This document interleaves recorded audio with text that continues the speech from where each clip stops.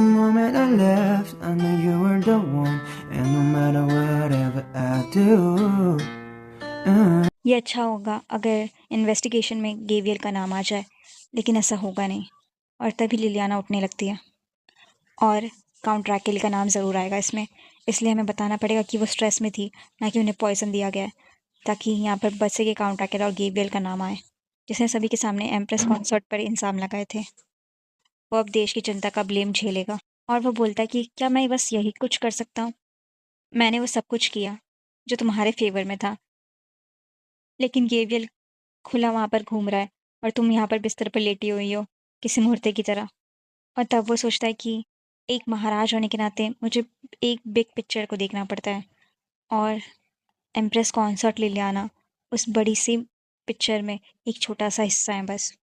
ये अच्छा नहीं होगा अगर तुम उस पिक्चर से निकल जाओगी, लेकिन तुम्हारा इस तरह से गिरना उस पिक्चर को ख़राब तो नहीं करेगा जो मैंने सोच रखा है। तुम अगर अब भी मर जाओगी तो भी इस पिक्चर को कोई नुकसान नहीं होगा, वो पिक्चर वैसी ही रहेगी। मगर फिर भी, और हीलियो के हाथ कांपने लगते हैं, और ऐसा देखकर वो चौंक जाता है। वो अपने हाथ को पीछे ले लेता है और बोलता है कि ये सब क्या है। वो जल्दी से खड़ा हो जाता है वहाँ से और बोलता है कि मैं इससे और आगे नहीं जा सकता।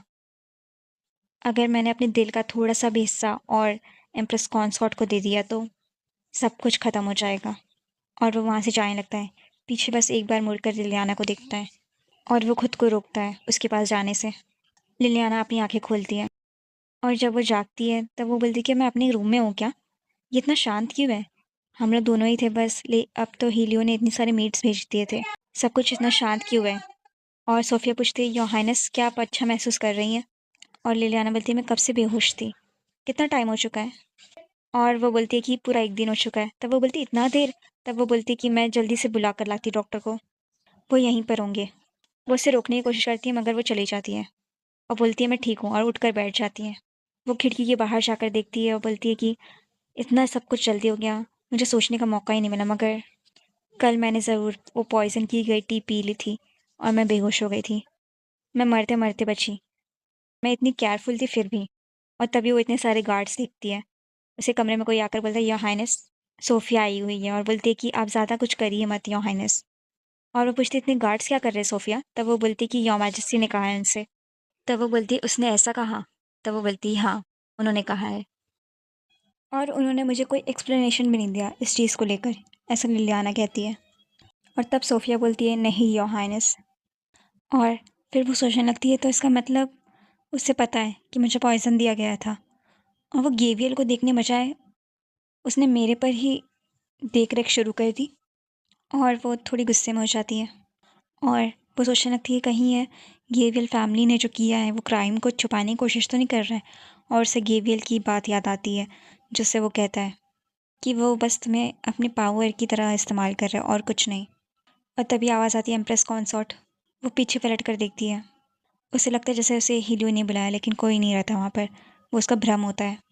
सोफिया उसे कहती है कि आप अभी अभी उठी हैं, आप डॉक्टर को चेक करने दीजिए पहले। और वो बोलती है ठीक है। और वो सोच लेती दिमाग में कि ये जो हुआ है इससे एक बात क्लियर हो गई है कि मैं हीलियो पर भरोसा नहीं कर सकती। मुझे खुद तरीका ढूंढना होगा अपने आप की रक्षा करने के लिए। ऐसे लोग जो मेरे साथ खड़े रहें हमेशा, चाहे कुछ भी हो जाए, मुझे वो लोग ढूंढने पड़ेंगे। कुछ दिनों बाद वो चाय पी रही होती है, तभी कोई सामने से आता होता है और वो देखती है कि वही मेड आ रही है। और वो सोचती है वो लड़की, और तभी सोफिया अपनी जो मुंडी उसे हिलाती है हाँ में। और यहाँ पर बताया जाता है उस रात की बात को, जब वो कहती है कि तुम्हें एक काम करना है मेरा। तब वो बोलती क्या? तब वो बोलती है कि तुम बाइल गेवियल से संपर्क करने की कोशिश करो। वो बोलती है आपको रुकना चाहिए थोड़ा देर। वो बोलती नहीं, पहले उन तक पहुँचने की कोशिश करो, और ऐसे करना है कि किसी को पता ना चले। मुझे अपनी ताकत खुद ही बढ़ानी पड़ेगी। और सोफिया खुश हो जाती है और बोलती है, यहाँ ने सबने अच्छा काम किया, आप कर सकती हैं ये। और तब वो बोलती है कि तुम मेरी चिंता कर रही थी क्या? मैं यहाँ पर ठीक तो कर रही हूँ।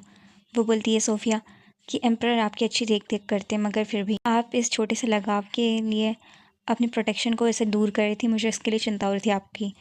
आप राकेल से क्यों नहीं बात करती? आप बाइल से क्यों करना चाहती हैं?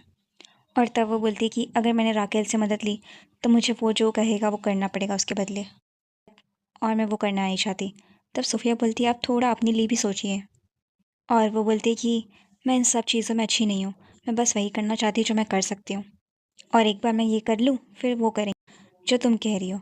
और तब वो बोलती है सोफिया, ठीक है, मैं ऐसे लोगों को ढूंढती हूँ जो ये हाइनेस के कंट्रोल में नहीं है। वो बोलती है हाँ प्लीज़।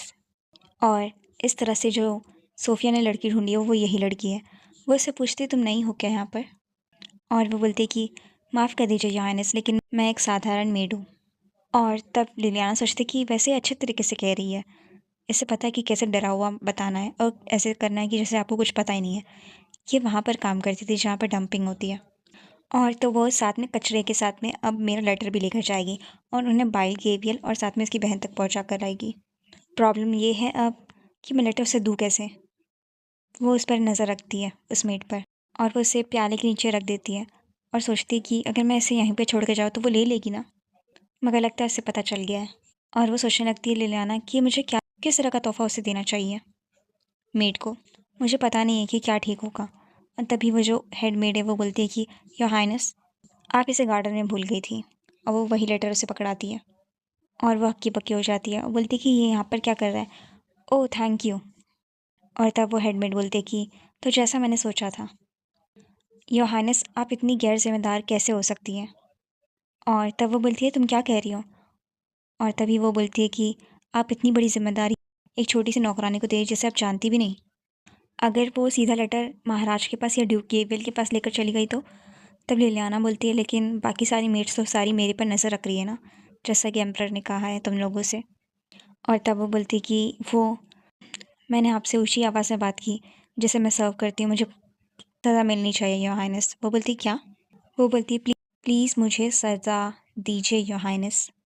तो फिर लिलियाना बोलती कि बस हो गया, तुम इसे पागलपन समझती होगी, लेकिन मैं जहाँ से आ रही हूँ वहाँ पर हम लोग नौकरानी लोग को फैमिली की तरह ट्रीट करते थे, इसलिए इस तरह की चीज़ें अनकम्फर्टेबल लगती हैं। वो बोलती माफ़ कर दीजिए योर हाइनेस, फिर भी मेरा बिहेवियर रॉन्ग था और मैं अगली बार से ध्यान रखूँगी मैं जब भी आपसे बात करूँ।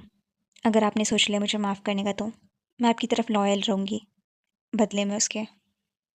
वो बोलती है लिलाना कि तो खड़े हो जाओ और मुझे थोड़े सवाल हैं मेरे, उनका जवाब दो। क्या मैं तुम्हें मिलने नहीं बुला सकती हूँ? और तब वो बोलती कि मैंने कभी सोचा नहीं था कि आपको मेरा नाम याद रहेगा। और तभी लिलियाना बोलती कि मैं डरी हुई थी कि मैं तुम्हारे नाम से बुलाऊँ और तुम्हें गुस्सा आ जाए तो। तब उसकी मेड बोलती कि आपको आपको अपने से छोटे लोगों से डरने की ज़रूरत नहीं है योर हाइनेस। और तभी लिलियाना बोलती है तुम योर मैजेस्टी को सर्व करती हो ना। वो बोलती है कि मैं नकारूंगी नहीं इस चीज़ से। तब लिलियाना पूछती है तो तुमने ये लेटर मुझे क्यों लौटाया और मुझे ये चांस क्यों दिया। और तब वो बोलती है कि योर मैजेस्टी ने मुझसे कहा है कि मैं आप पर नज़र रखूँ, लेकिन उन्होंने ये भी कहा है मुझसे कि मैं पूरे डिवोशन के साथ में आपका ख्याल रखूँ और मैं भूल नहीं सकती। और जो पॉइज़न की चीज़ हुई, मैं समझती हूँ कि वो मेरी कमी थी, ये फिर भी हुआ जब मैं यहाँ पर थी। लिलियाना बोलती तुम्हारी गलती नहीं थी, मैंने ली, और वैसे भी ये तुम्हारी ज़िम्मेदारी नहीं है। तब वो बोलती मैं हेडमेड हूँ, ये मेरी ज़िम्मेदारी है और आप दोनों ही मुझे सज़ा नहीं दे रहे, इसलिए मैंने सोचा कि मैं यही करूँ और मैं अपने आप से पश्चाताप करना चाहती हूँ, इसलिए मैं आपकी मदद करूँगी उस तरह से जिस तरह से हिज मैजेस्टी को कोई नुकसान ना हो। और इसकी बातें सुनकर वो सोचती है कि लगता है ये सच में ये सब मानती भी है। अगर ये मुझ अगर ये मुझे धोखा देना चाहती तो मिले नहीं कहती कि जो मेरा ऑर्डर है वो हीलियो के बाद आता है, और इसने साथ में नकारा भी नहीं कि ये योर मैजेस्टी को सर्व करती है। और साथ में वैसे इसने कभी मुझे अपने आप कहा तो नहीं, लेकिन वो मेरे साथ हमेशा थी मेरी मदद करते हुए, भले ही ये हीलियो के ऑर्डर्स की वजह से हो मगर फिर भी। और फिर वो उसे लेटर देती है और बोलती कि मैं आशा कर सकती हूँ ना तुमसे कि तुम लेटर पहुँचा दोगी। वो बोलती है कि योर मैजेस्टी भी यही चाहते हैं कि आपके पास जिस पर आप यकीन कर सके पूरी तरह से वो इंसान हो, और इसलिए ये योर मैजेस्टी जो चाहते उसके अगेंस्ट तो नहीं है। तब वो बोलती तब ठीक है, और वो सोच लेती है कि मैं इस पर भरोसा करना चाहती हूँ मेरे साथी के तौर पर। और वो बोलती है ये लेटर बाइल गेवियल तक पहुँचा दो। वो बोलती है ज़रूर योर हाइनेस।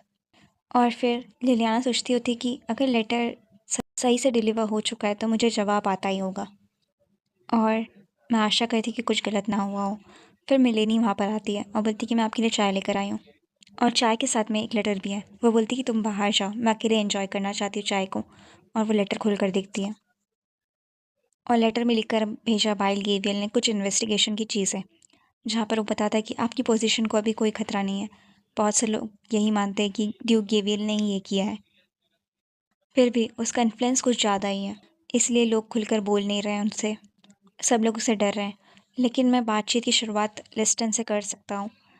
अभी वो लोग अलग रह रहे हैं सभी लोगों से, और उनके जो प्रॉपर्टी थी वो सारी एम्परर को दी जा चुकी है, तो मुझे नहीं पता कि वो किसी काम आएंगे कि नहीं।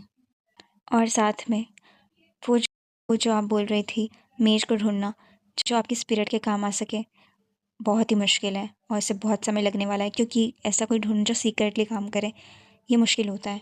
और मैं जल्दी आपसे मिलूँगा, और मैं आशा करता हूँ कि आपको जल्द ही रिलीज़ कर दिया जाए।